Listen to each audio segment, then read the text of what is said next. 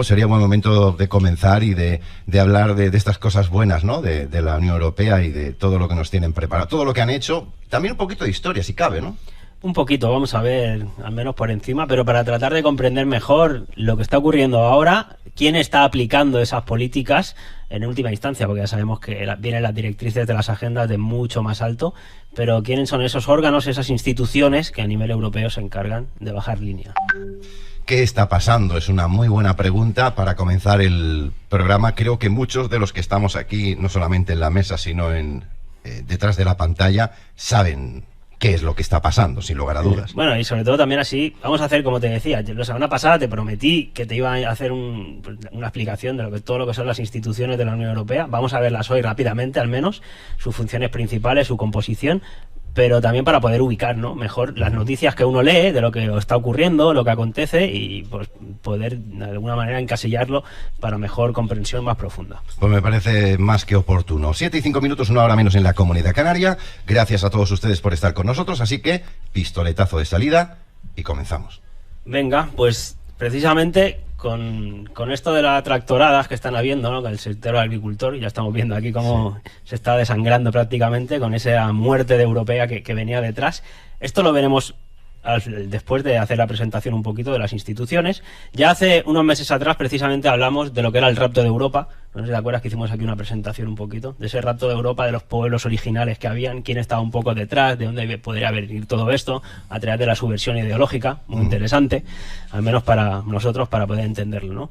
Pero más centrados en la Unión Europea como tal. Mira, los antecedentes de la Unión Europea, archiconocidos obviamente, pero uno de ellos lo podemos encontrar en la Sociedad de Naciones, ya en 1919. Es decir, acaba la Primera Guerra Mundial y había supuestamente esa necesidad de crear los organismos internacionales para garantizar la paz y la seguridad. Eso es la parte bonita, la parte buena que te pintan. Claro. Ya explicamos aquí también muchas veces cómo acabó la Primera Guerra Mundial. Declaración de Balfour, cediendo los territorios que tenían que ceder. ¿Para qué? Para que después llegara la Segunda Guerra Mundial, que ya además se crearon todos los organismos internacionales, como la ONU, como el Fondo Monetario Internacional, como la UNESCO, etcétera, etcétera, ¿no? Pero en cuanto a la Unión Europea, pues también encontramos como antecedentes, después de la Segunda Guerra Mundial ya, ese famoso Tratado de París de 1951, cuando se creó la CECA, la Comunidad Económica del Carbón y del Acero. ¿Vale? Solamente en principio para esas dos cosas. Unos años después, en 1957, tiene lugar el Tratado de Roma, que ya ahí sí que se crea la Comunidad Económica Europea. Y además también se crea el Euratom, que es la Comunidad Económica para la Energía Atómica. En el 86 ya llegó la primera Acta Única Europea, donde se crearon ya las primeras instituciones europeas, como el Consejo de Europa y el Parlamento Europeo, y después el famoso Tratado de Maastricht en el 92, que se constituyó como tal la Unión Europea, y después con el Tratado de Lisboa de 2007 se crean el resto de instituciones europeas. Por cierto, España lo firmó un año después, en 2008. Vale. Jordi, ¿querías apuntar alguna cosa más? No, ahí simplemente que se han ido añadiendo pues muchos de las naciones, ¿no?, que formaban Europa, se han ido incorporando pues a esta unión que, como Martín también sabe, al final les encantan a los poderes que están supranacionales pues hacer uniones, unión americana, como dice la canción, unión africana, unión europea, y al final todo es más sencillo si le vamos quitando las soberanías a las distintas naciones para tenerlas mejor controladas. Ahí está el objetivo, ¿no? Claro. Por cierto, hemos tocado una tecla. No solo ese, porque ahora iremos viendo que también el objetivo, como ya todo el mundo puede observar, es el multiculturalismo. Hacer un crisol como esas ideas originarias donde se metían todas las razas para que realmente den origen a la multiculturalidad. Ya. Todas las razas, excepto una, como todo el mundo ya ha podido apreciar. Claro. Hemos tocado una tecla, hemos mejorado el sonido, creo, ahora se oye bien, perfecto, muchísimas gracias. Para adelante ya sé lo que es, ya no va a volver a pasar. Gracias, Martín, Julito. Si quieres, antes de continuar... Sí, Martín, si quieres decir algo. No, correcto, estoy de acuerdo con lo que decía Jordi, ¿no? Como después de las guerras mundiales se dieron cuenta que era conveniente dividir un poco el mundo en pequeños bloques y así manejarlos más fácilmente, ¿no? Esas comunidades que buscaban, si hubieran sido para el beneficio de las sociedades, nadie tendría nada en contra, ¿no? Pero evidentemente hemos ido viendo a lo largo del tiempo que las ideas que salen de esos escritorios jamás nos favorecen a nosotros ni nos mejoran la vida. Así que a tomar por culo por esos grupos. Pues esas ideas si lo buscan en la propia fuente de la Unión Europea, te podrán encontrar ahí que están los clásicos pioneros de la Unión Europea, ¿no? Los padres de todo esto. Los padres de todo esto, sí, así se desconoce de alguna manera. Estaba De Gasperi, estaba Spinelli, son muy conocidos, está Jean Monnet, incluso te ponen a Winston Churchill. Estaba Spinetta, el Monete, estaba... Sí, no, total, están todos, del barrio Sésamo y hasta Churchill, porque imagínate, ¿no? Lo que supone el infame de Winston Churchill. Joder. Entonces, por ejemplo, otro ilustre que no aparece en la página oficial de la Unión Europea, pero no podemos aquí dejar de mencionarlo, es el famoso conde de Kalergi. Ah, míralo. Claro, de ahí viene el tema del plan Kalergi, ¿no? Que ya lo tocamos un poquito, insisto, cuando hablamos del rapto de Europa como tal, lo tocamos por ahí, pero hay que tenerlo más en cuenta, ¿no? Sí. Kalergi, que hay que recordar que aparte de masón, era también de la Benaibird, con muchos lazos, ¿no? Con esa logia que ahora tiene sus redes, sobre todo en Estados Unidos. Pero quería destacar de estas ideas de Kalergi, sobre todo, 2 libros suyos. Si los puedes poner, Tete, por favor. Uno era, sobre todo, que es la base de la Unión Europea, la Paneuropea Internacional, así fundó en 1922 este conde, aquí lo tenemos.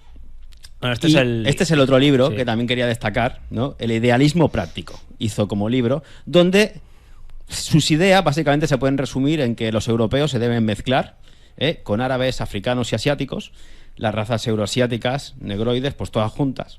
Otra idea de este gran libro, del idealismo político de Kalergi, es que los judíos no deben mezclarse, por supuesto, porque son una raza intelectual más alta que el resto. Son nobles. Y otra idea de Kalergi también, en su libro, dice que los bolcheviques tienen su función de destrucción de la aristocracia, pero que los comunistas la gobiernen, ¿vale? El libro está ahí para que quien lo quiera buscar encontrar, sí, sobre todo los fiscales, también la pueden buscar. Ya. Entonces, luego no lo prohíben este libro. Este no está prohibido. Entonces, bueno, ya se sabe que uno de sus objetivos era inundar de extranjeros Europa de una manera desmesurada, pues para hacer toda esta unión, ¿no? de mezcolanza de razas, porque él al final pues adhería pues por una que estuviera intelectualmente más alta y se mantuviera pura. Estas ideas de Kalergi, cuando escribió su libro y fundó la Paneuropea Internacional, pues obviamente fue muy bien vista por banqueros de Estados Unidos como los Warburg, los Rothschild, los Baruch, y financiaron. Y a partir de ahí se deriva pues todo ya lo que es las instituciones europeas como proyecto que se va a ir desarrollando. ¿De acuerdo? Entonces tenemos a este hombre Kalergi, pero quería también nombrar a otro, que es Israel Zangwill, que era un sionista fabiano, pro-bolchevique, escritor y sobre todo autor de lo que es el término crisol, como mezcla de las razas, ¿vale? Para una nueva multiculturalidad entre los europeos, como una solución final.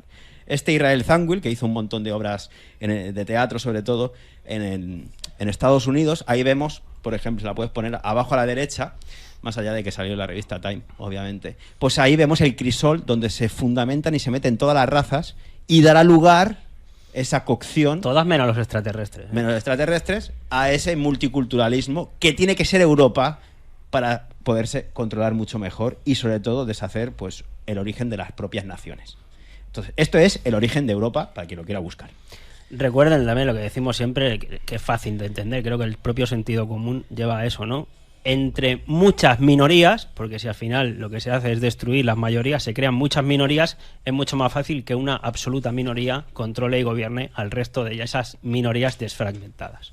Claro, y encima nos venden de que es para nuestro bien, que la creación de la Unión Europea es para mejorar incluso la protección y la defensa de todos los países miembros. Claro, de todo eso entra mucho mejor. Pero hay una agenda que es la parte de atrás, que no la conoce la. Por eso yo te he empezado hablando primero que el origen estaría en la Sociedad de Naciones después de la Primera Guerra Mundial. ¿Quién financia? ¿Quién se beneficia? ¿Qué poderes hay detrás? ¿Cuál es la agenda? Luego lo estamos viendo, igual que en la segunda, ¿no? Que es cuando después ya se crean todas estas organizaciones internacionales. El que nosotros no podemos dejar de verlo para entenderlo así. Obviamente, si solo piensas en lo bonito, pues te crees todo el buenismo que te venden oficialmente. Claro. Por cierto, antes de empezar ya con las instituciones en sí, otro que no nos podemos dejar, hermano, es Jean Monnet también, ¿no? Otro ilustre, también muy vinculado a los extraterrestres. Sí, otro francés que fue el originario creador de la CECA en 1951, como tú has visto, ¿no? Como parte esencial de ese origen de la Unión Europea. Sí, pues esto es un poquito los ideólogos de lo que había a la previa y cómo llegamos a la creación, como hemos visto antes, en esa Unión Europea. Estos personajes, supongo, Martín, que te los habrán explicado muchas veces, ¿no? En el cole. Lo del crisol. Sí. Qué distinto sería el mundo si nos explicaran estos personajes antes, ¿no? Qué bueno el cargo del tipo, presidente de la alta autoridad. Claro. Pedazo de etiqueta, ¿eh? Padre de Europa. Sí, nos acompaña Irú ahora, no sé si lo vieron, que entró recién tarde el compañero, pero déjame levantarle el centro. Sí, claro. ¿Qué haces, Irú? Interesante PowerPoint se armaron acá los Barea, Sí. lo vengo siguiendo ahí casi desde el principio, y si bien no me considero un europeo, pero sí mi linaje lo es, y aparte es algo que se ha trasladado tal vez esta misma métrica, esta misma fractal a todo el resto del mundo. Sí, tal vez uno, lo percibe menos. Sí. Nosotros en Latinoamérica, los países que estamos cerca, somos todos prácticamente del mismo crisol, para utilizar esa palabra. Entonces, ahora se está empezando a notar esa, no sé si invasión se le puede decir, pero esa planificación de la mezcla cultural, ¿no? Sí. Ojo con las palabras como invasión, Iru, no la vamos a utilizar porque ahora veremos una nota que por lo visto para ciertos personajes es peligroso lo que se viene a indicar, por lo tanto vamos a obviarla. Luego lo vas a entender. ¿Pero luego, por censura? Luego lo vas a entender, tranquilo. No, ahora mismo lo va a entender. Pues ahora mismo. O sea, Venga. si comparte pantalla, porque obviamente claro, estamos en 1984, esa novela de Orwell. Lo que estaba diciendo Iru, ¿no?, de esta mezcolanda mundial, lo que hay que entender es que viene fruto y producto de una operación. No es arborescente, que como siempre decimos, las políticas que se aplican pues se han derivado de por aquí, pero se podían haber derivado hacia otro lugar. No, son operaciones financiadas, orquestadas, y entonces pues tenemos por los frutos que cosechamos. Sí, y el tema es que aquí creo que nadie estamos en contra de nadie, ni mucho menos. Simplemente intentamos comprender lo que hay más atrás del escenario, ¿no? De las bambalinas. Pero te puedes encontrar con notas como esta que dicen: piden 3 años de prisión para un hombre que calificó la inmigración como una invasión. Vale, entonces es lo que yo decía. Sí. Censura. Bueno, mucho más que eso. mucho Una más. cosa es censura, otra cosa es persecución. Perdona, Martín, ¿sí? Perdona, criminalizar tu opinión es esto, no más que censura. Vale. Sí. Es muy fuerte, porque una cosa es que digas que le desees el mal a otro y tal, y mira, pues obviamente puedes estar incurriendo en algunas cosas, pero por mostrar tu opinión, ¿no?, en una red social es impresionante, sobre todo cuando entiendas comprender lo que está ocurriendo, ¿no?, en la historia y en el presente, para poder mejorar, y, en fin. Es triste, muy triste. Sí, muy es muy triste, triste, muy sin triste. palabras. Sí. Pero bueno, es lo que hay a día de hoy y es con lo que tenemos que lidiar. Hemos visto un poquito los antecedentes de la Unión Europea, volvemos a retomar el PowerPoint, la presentación, Perdóname, Julio. dijisteis, me parece que fuiste tú la semana pasada que lo dijiste, o hace 2, que teníamos que tener a partir de ahora mucho cuidado con lo que decíamos. No sé si eras tú quien lo decía, Bueno, nuestras venimos palabras, hace tiempo diciéndolo, pero que, no sé, que hay que medir al final- muy bien las palabras porque van a aprovechar cualquier restrigio, como se quiera llamar, método sí. de pata para clavarte una buena. Por eso, pero que sí, ya no está. no está de más. Por eso, hay que ir con los libros de Israel Zangwill y con los libros del Conde Kalergi delante de quien quiera realmente incriminarte. Eso. Para que los lean. Así No, y informan mira, y es también. que en cuanto a esto de la inmigración, que para acabar el tema, si yo precisamente lo que intentamos es comprender, y siempre decimos, la inmigración existe porque a nuestro entender hay un plan detrás que está haciendo que la gente, los inmigrantes, en su mayoría pobres, tengan que venir aquí de una forma masiva y sin bienes apenas. Pero ¿por qué tienen que venir? Porque ahí las condiciones de vida son deplorables. ¿Y por qué? Porque están poniendo a dictadores los países de Occidente y les están robando y saqueando todos los recursos naturales que tienen y no los dejan ni vivir mínimamente. Y obviamente están provocando las grandes migraciones. Así que para mí es de cajón, ¿no?, entenderlo así, porque sí también puedes entender lo que está pasando en tu casa. No, claro. Bien, 7:18, una hora menos en Canarias. David. Volvemos a los antecedentes de la Unión Europea. Digo, hemos visto estos un poquito, entonces llegamos a lo que es la creación de la Unión Europea, ¿no? Tenemos la Unión Europea, que se conoce como la Comunidad Política de Derecho, constituida como tal con el Tratado de la Unión Europea de 1993, después que se firmó Maastricht en el 92, lo que acabamos de ver.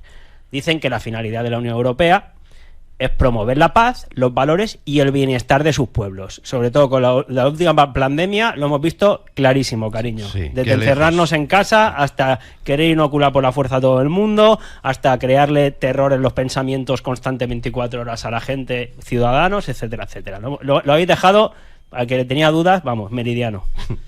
Qué lejos ha quedado eso, sí. Seguimos con la Unión Europea porque dicen que es ciudadano de la Unión Europea. Esto es muy básico, ya lo sé, pero ya que lo hemos hecho, aquí lo dejamos presentado. Toda persona que ostente nacionalidad de un Estado miembro, pues también tiene la de la Unión Europea, ¿vale? Sí, Dice que es aquí complementaria y no sustituye. Queda la duda si los de la Cruz de Malta pertenecen también a Europa o no, si viven aquí. No, porque no son Estados miembros. Bueno, dice, todo Qué ciudadano... seco, David, que estuviste bien, pero sequito, ¿eh? Sequito, ellos sí que son secos, macho. En fin, que en pasaporte e inmunidad diplomática. Dice, todo ciudadano de la Unión Europea tiene derecho, que queda muy bonito, a circular y residir en cualquier Estado miembro. Vale. Pero te pueden limitar la residencia por más de 3 meses, Bueno, como ocurre en otros países extranjeros, al cumplimiento de requisitos, claro, de trabajo, de estudios, recursos suficientes. Actualmente hay 27 Estados miembros. Recuerden que Reino Unido se salió con el Brexit, antes eran 28, ahora quedamos 27. Y bueno, aparte de la Unión Europea, de ese espacio, también está el otro espacio que le llaman el Espacio Económico Europeo, ¿no? Que ahí sí que también permite la libre circulación entre otros Estados no miembros como Liechtenstein, Noruega o Islandia. Sí. Así que dentro de la Unión Europea encontramos, que aquí ya entramos un poquito más en materia, que la propia Unión Europea tiene ciertas competencias que son exclusivas. Exclusivas quiere decir que los Estados miembros ni pintan, ni pinchan, ni cortan. Solo la Unión Europea tiene la capacidad de legislar y adoptar actos jurídicos vinculantes. Es decir, ahí ya empezamos a perder todo lo que son soberanías nacionales en función de esta unión que se ha creado entre todos. No solo el dinero. Claro, ahora vamos a ver. Normal. Perteneces a un club, pues en el club se mandan el club, lo Claro, que tú haces. claro. Muy inteligente. Ya Mucho. formado. Pues hombre, y tanto. Bueno, pues obviamente competencias también es verdad que son de sentido común si perteneces a algún lado, ¿no? En ese sentido, pero unión aduanera, pues exclusiva de la Unión Europea. Mercado interior, también pertenece al jefe. Política monetaria, obviamente, luego le veremos con el Banco Central Europeo, pero la política monetaria manda absolutamente el Banco Central Europeo.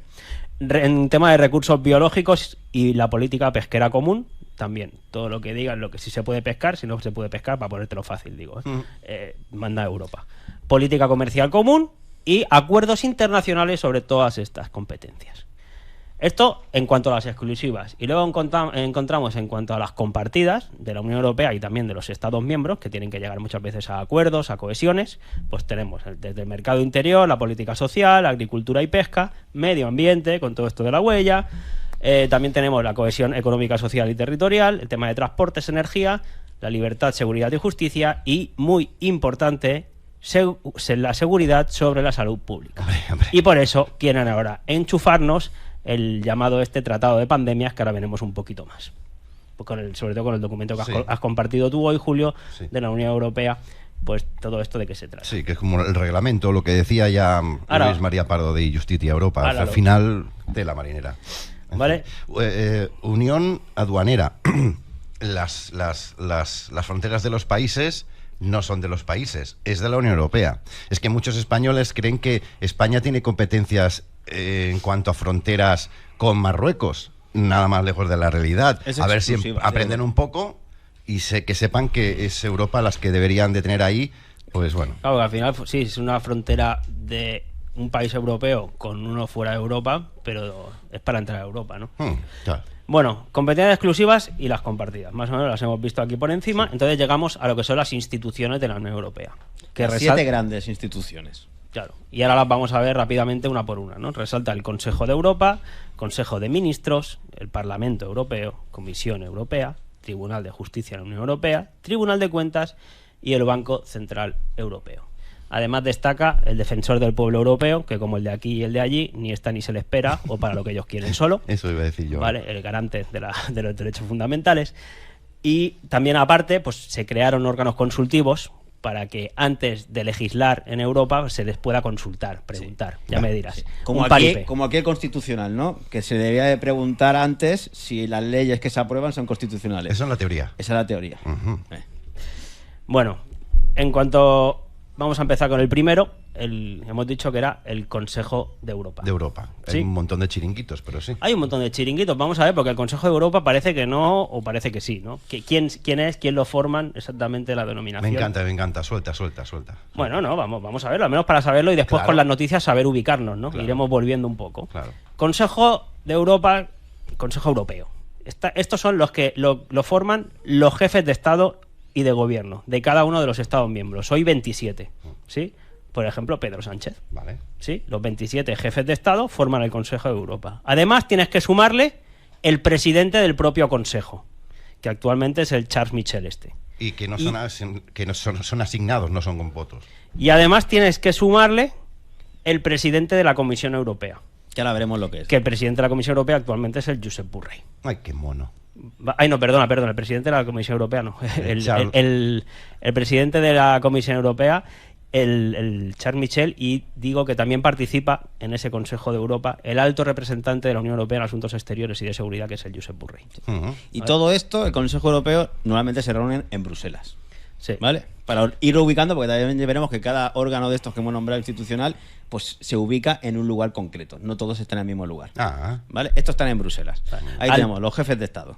Los jefes de Estado más el presidente del Consejo Europeo, que es escogido directamente por el propio Consejo de Europa. Los propios jefes de Estado eligen al que va a ser el presidente, ¿vale? Por 2 años y medio que va a estar, y además puede ser renovado por una vez. Estos tienen que orientar las políticas europeas por consenso, pero no pueden legislar. Esto es importante, porque en principio solo hay 2 órganos de estos 7 que pueden legislar.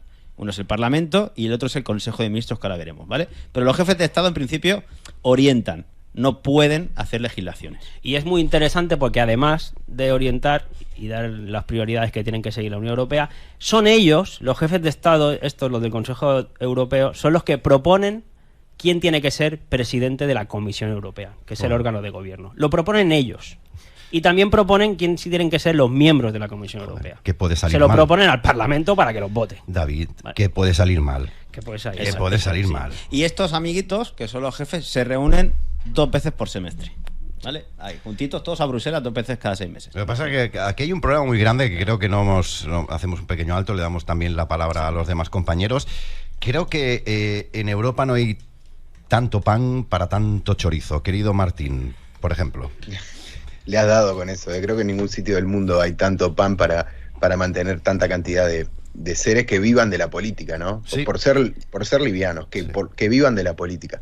Pero de ahí en más, yo no tenía conocimiento en absoluto de todo esto, de cómo se componía la Unión Europea. No me sorprende para nada, porque lo mismo de siempre, ¿no? Hemos visto cómo de forma legal, digamos, porque ellos hacen las leyes, han permitido construir unos poderes que tienen, valga la redundancia, tienen tanto poder por sobre nosotros, si es que algún día se les da por usarlos en nuestra contra, ¿no? Es peligrosísimo si sos un poquito conspiranoico. Sí. Pero bueno, no me sorprende, porque lo mismo también en América del Sur y demás también tenemos nuestros pequeños bloques que son, calculo yo, igual de corruptos, igual de deshonestos y sucios que todo esto.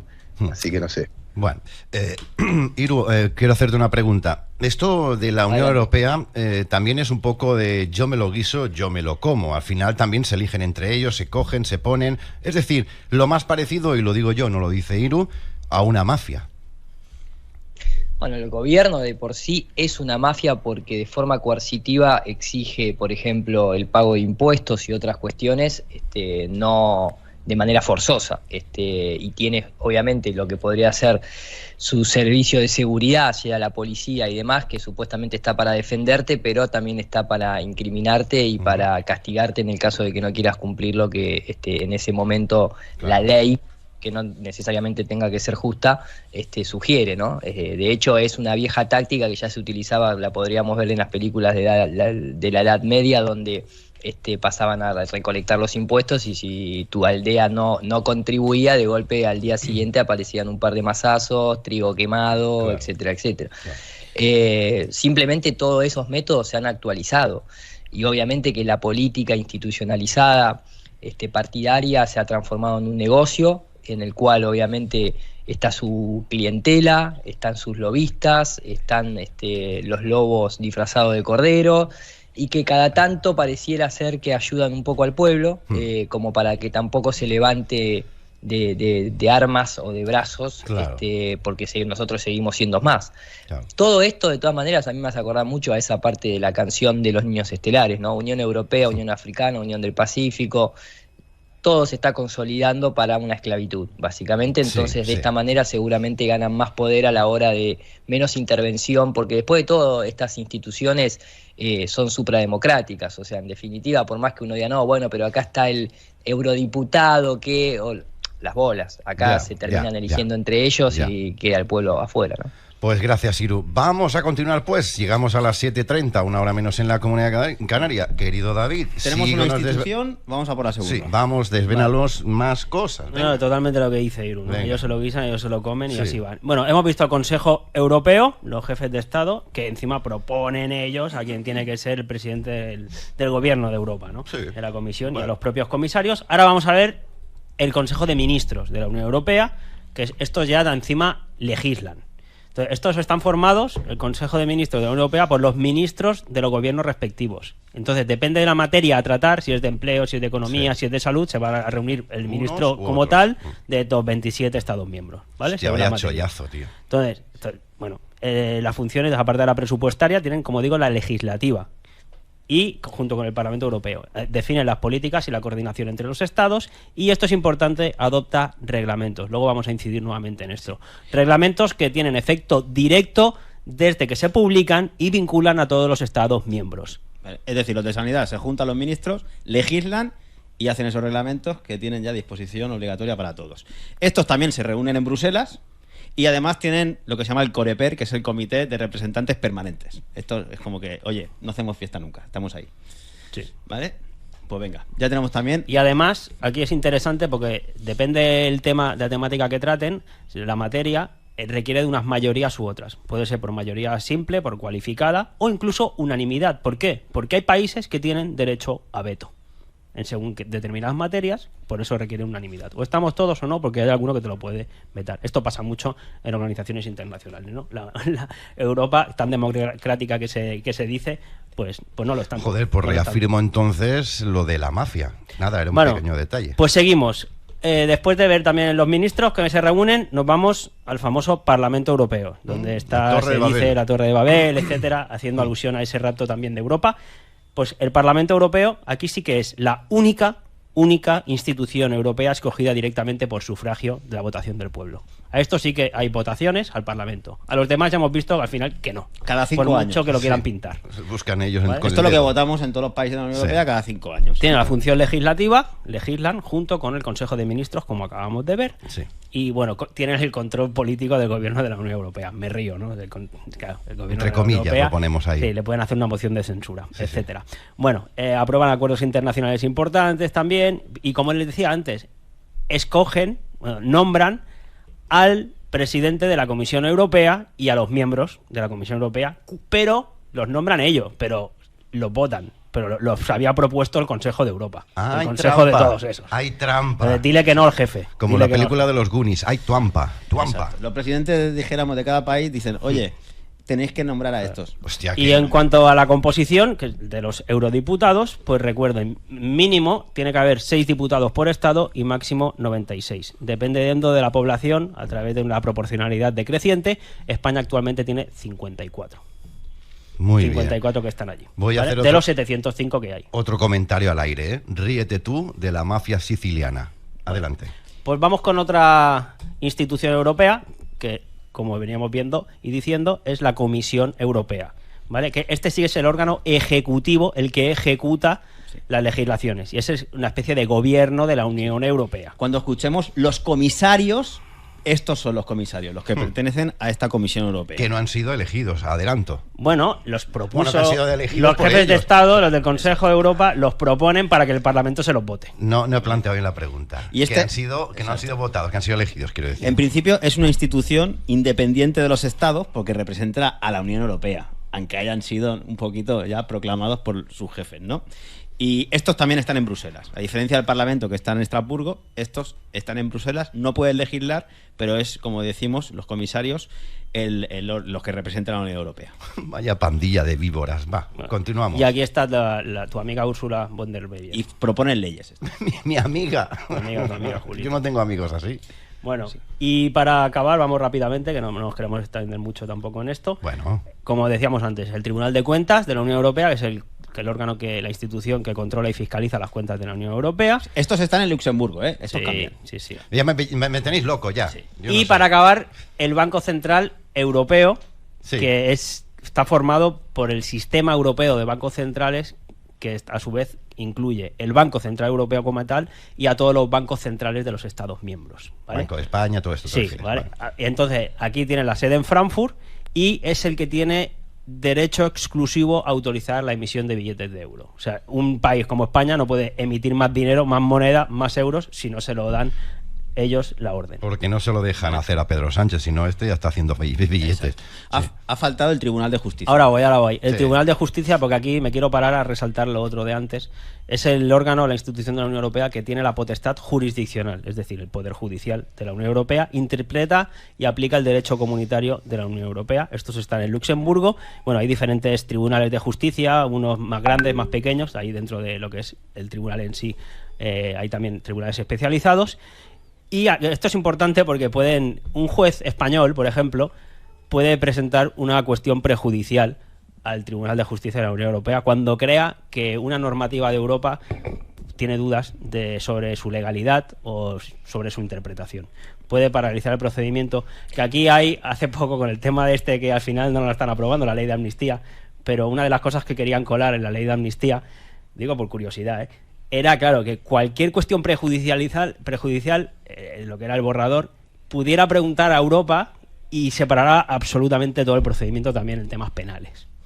Claro, aquí pues hubo discrepancia en esto, no sé si lo habíais leído las notas de prensa, pero estaba curioso también, querían elevarlo, darle una vuelta de tuerca más dentro de la ley de amnistía. Ya.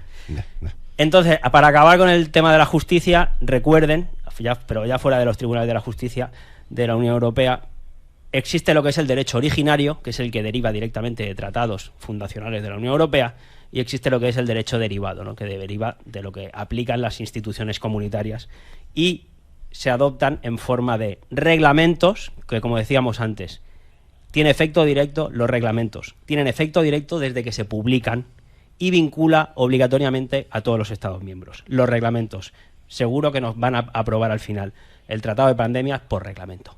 ¿Por qué? Porque luego están las directivas. Las directivas, si bien van a ser obligatorias para todos, pero dan un tiempo de transposición siempre a los Estados miembros para que puedan redactar sus leyes internas, ¿vale? Y se adaptan a ellos. Y luego aparte están las decisiones que tienen efecto directo, pero simplemente respecto a un interesado, por ejemplo, una sanción. Pero aquí interesante diferenciar lo que son reglamentos y directivas. Las dos obligan, unas directamente y las otras dan un tiempo de transposición. Claro, aquí en intervención Luis María Pardo de Justicia Europa nos decía, cuidado, que no es ya tratado de pandemias. No existe el tratado. Claro, que es reglamento, que nos lo van a meter por ahí, ya nos lo van a meter y se van a quedar tan El anchos. tratado es el de la Unión Europea y luego estos desarrollan los reglamentos que tienen todos que obligar. Y no les hace falta más florituras para crear este reglamento. Ya Ok. está. Aquí con el marco teórico, chicos, ¿alguna pregunta? O ya empezamos un poquito a ver la actualidad con los agrícolas y las revueltas que están habiendo en el Parlamento Europeo. Bueno, como queráis, Chicos, no sé si nosotros alguna no. cuestión. No, ¿qué pregunta va a haber si está clarísimo como el agua? De mi Adelante, parte, una totalmente. pregunta. Claro, tienes toda la razón del mundo. Pues vamos adelante, pues, con lo que está pasando en Europa, señoras con señores. Faltan 22 minutos para llegar a las 8 de la tarde, una hora menos en la Comunidad Canaria. Vamos a traer un poquito de actualidad, qué es lo que está pasando no solamente en Alemania, en Francia, en todos los países de Europa, sino también posiblemente pueda llegar a pasar también en España a partir del día 6, aunque ya han comenzado algunas movilizaciones en Extremadura, en algunas partes de España adelantadas, pues con sus tractores en contra, bueno, de las medidas de la Unión Europea y sobre todo, como ya hemos dicho muchas veces también, la competencia desleal de países como Ucrania y Marruecos que no utilizan los mismos reglamentos, las mismas normas, digamos, que utilizan los agricultores españoles. Pero y que esto por eso hemos explicado, perdona Julio, y el matiz al inicio, esa subversión ideológica. Nos han creado una Unión Europea, pero no para que seamos más fuertes, sino para tenernos más controlados, y justamente estas injerencias del extranjero de que venden las cosas más baratas que la producción interna, que encima te la regulan y no te dejan llevarla a cabo, está hecho con una planificación, Claro. una orquestación para debilitar a las naciones, Pero que no tengamos... Tú fíjate una cosa, un detalle. Estamos en una supuesta Unión Europea en la que todos los países miembros se protegen entre ellos, se ayudan entre ellos, colaboran entre ellos, etc., etc. Y todos los países que están fuera de la Unión Europea deberían pues estar fuera en todos los sentidos. Pero aquí, ¿cuál es la realidad? La realidad es muy diferente, la que vivimos. En España, bueno, en Europa, mejor dicho, se está integrando, se está exportando grano de Ucrania, de Marruecos, frutas, que no son países comunitarios, y encima la Unión Europea les está regando con dinero. A Ucrania hay que ayudarla, ¿eh? No me toques los cojones que me pongo a bailar. O sea, al final, y resulta, claro, si te pones un poco a pensar, porque hay gente que no piensa, si te pones un poco a pensar y dices, hostia, que la Unión Europea esté ayudando económicamente a Marruecos o a Ucrania, tiene cojones, mientras están muriendo los agricultores, los pescadores, bueno, el sector primario en su conjunto. ¿Qué está pasando, Julio? A ver, vamos a volver a retomar. Con la portada que veíamos antes, sí, porque ya vamos a este tema, ¿vale? ¿Qué está pasando? Magnífica portada, ¿eh? Magnífica, por eso te la he rescatado. Increíble. Entonces, vemos que ya semanas de atrás, bueno, aquí en cada 5 se sí, ya desde hace tiempo, sí, ahora ya ha saltado un poquito más a la luz, ¿no? Desde la última semana hasta aquí, sí, protestas de agricultores en París, en Berlín, en Portugal, vamos a llegar hasta el final, ya no pueden sostenerse, obviamente, ¿no? Cómo viven prácticamente los agricultores. Entonces llegamos hoy ha habido tractorada hasta Bruselas. ¿Dónde en Bruselas? Donde acabamos de ver en el Parlamento Europeo. Sí, lo acabamos de ver en la institución. Y ahora podemos ubicar un poquito más. Los agricultores intensifican su presión sobre los líderes europeos con una protesta en Bruselas ante las puertas de la UE, que acoge este jueves una cumbre de los 27 Estados miembros. A los convoyes de tractores belgas se han sumado agricultores de Italia y otros países. Aunque la cumbre debía centrarse en la ayuda financiera a Ucrania, las protestas y la fuerte presión de los agricultores han forzado la inclusión del tema en la agenda. La Comisión Europea ya ha anunciado su intención de hacer concesiones, aunque la indignación no se desinfla. Fíjate que ya estaba creada la reunión del Consejo, se tenía que reunir hoy para hablar de Ucrania, de darles ayudas económicas, precisamente. Se le han dado. Y se le han dado. 50.000 millones. Sí, pero digo que precisamente los agricultores se están quejando, entre otros, de ya no solo las ayudas que le dan a Ucrania directamente, sino de que no pueden competir porque están entrando también productos de primera necesidad de otros países como Ucrania. O sea, es súper contradictorio todo. Además, chicos, esto como soberanía de un país y como sentido común. O sea, la primera capa que tenemos biológica es la del endodermo, que es la supervivencia, que entre otras es la alimentación. Entonces, claro, es absurdo que no puedas depender de tu propio cultivo para alimentarte, porque lo que están viendo cada vez más estos agricultores no es solo que su faena se va al garete, sino que en medio de subsistencia de las naciones está dependiendo cada vez más de capitales extranjeros, de monopolios, y por lo tanto esto es una locura, porque al final todos sabemos que operan por otros intereses que no son los del pueblo en sí. Entonces, es un sinsentido de sociedad. Bueno, no olvidemos que detrás de todo esto, porque a veces se nos olvida, hay una agenda que es una agenda 2030 y que está contemplado todo esto, que no es producto de la casualidad, no es producto de 2 o 3 movimientos casuales de 4 o 5 políticos. No. Esto es una guerra contra el pueblo. Sí.